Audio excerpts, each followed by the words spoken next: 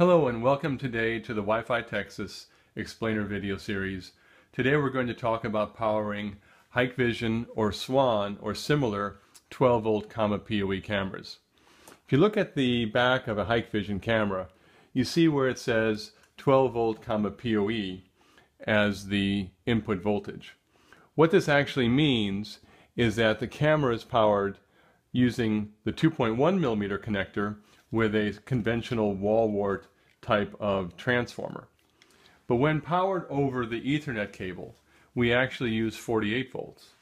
So we're having here a power source, always use a UL or FCC supply of 48 volts going into our, in this case, 8-port PoE injector. We also have 12 and 16-port rack mount versions. This is putting 48 volts onto 328 feet of Ethernet cable, delivering at the far end about 47.7 volts and about 3.3 watts to this Hikvision. So here you can see that when the Ethernet cable is used, it's 48.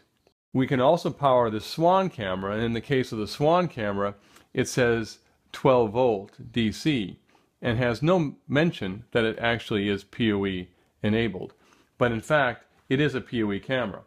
So we can plug in that camera into our 48 volt supply, and we're going to see that it's using just a little more power, about 3.8 watts, and therefore the loss in the Ethernet cable causes our available voltage to drop to about 47.6 from 47.7 with the Hikvision.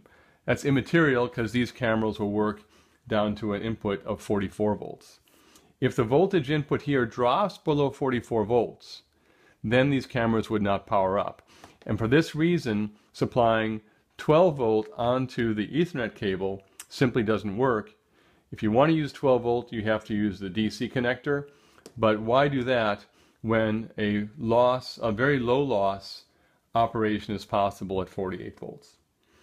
This device is part of the Wi-Fi Texas WS-PoE-8-48V60W kit. Thank you very much.